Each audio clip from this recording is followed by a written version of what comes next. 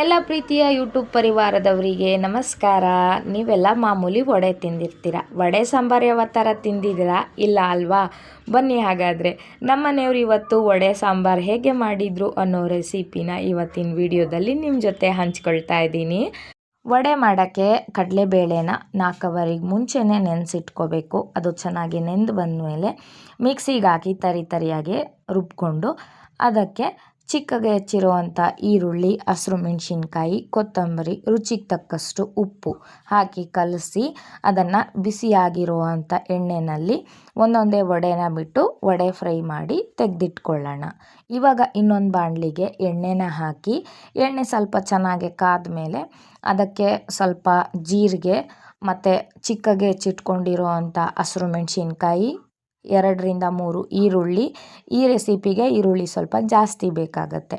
ಹಾಗಾಗಿ ಈರುಳ್ಳಿ ಹಾಗೆ ಶುಂಠಿ ಬೆಳ್ಳುಳ್ಳಿ ಪೇಸ್ಟು ಅದೆಲ್ಲ ಚೆನ್ನಾಗಿ ಹಾಕಿ ಫ್ರೈ ಮಾಡ್ಕೊಂಡ್ಮೇಲೆ ರುಚಿಗೆ ತಕ್ಕಷ್ಟು ಉಪ್ಪನ್ನು ಹಾಕಿ ಹಾಗೆ ಅರಿಶಿನ ಪುಡಿ, ಧನಿಯಾ ಪೌಡ್ರು, ಖಾರ ಪೌಡ್ರು ಎಲ್ಲ ಹಾಕಿ ಚೆನ್ನಾಗಿ ಫ್ರೈ ಮಾಡ್ಕೋಬೇಕು.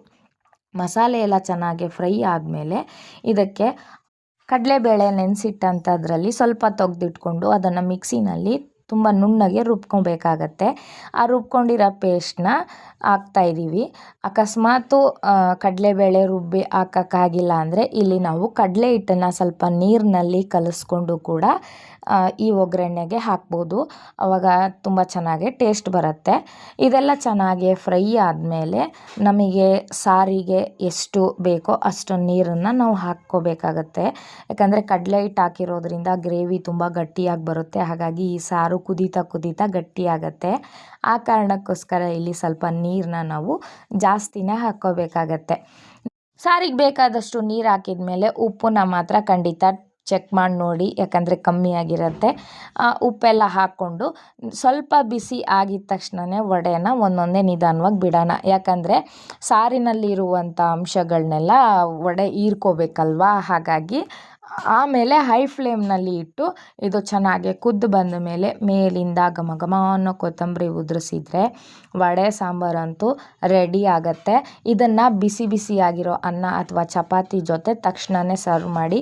ಯಾಕಂದರೆ ತುಂಬ ಹೊತ್ತು ಇಟ್ಟು ಆಮೇಲೆ ಸರ್ವ್ ಮಾಡೋಕ್ಕೋದ್ರೆ ವಡೆ ಒಂದು ಕೈಗೆ ಸಿಕ್ಕಲ್ಲ. ಹಾಗಾಗಿ ಮಾಡಿದ ತಕ್ಷಣವೇ ಆರಾಮಾಗಿ ಕೂತ್ಕೊಂಡು ಊಟ ಮುಗಿಸ್ಬಿಡಿ. ಈ ಸ್ಪೆಷಲ್ ರೆಸಿಪಿ ಬಂದು ಬಿಹಾರ್ ಸೈಡ್ನಲ್ಲಿ ನಾಟಿ ಮಾಡುವಂಥ ಸಮಯದಲ್ಲಿ ಗದ್ದೆ ಕೆಲಸಕ್ಕೆ ಬರೋ ಅಂಥವರಿಗೆ ಸ್ಪೆಷಲ್ಲಾಗಿ ಇದನ್ನು ಮಾಡಿ ಕೊಡ್ತಾರೆ. ನಿಜವಾಗ್ಲೂ ತುಂಬಾ ಟೇಸ್ಟಾಗಿರುತ್ತೆ.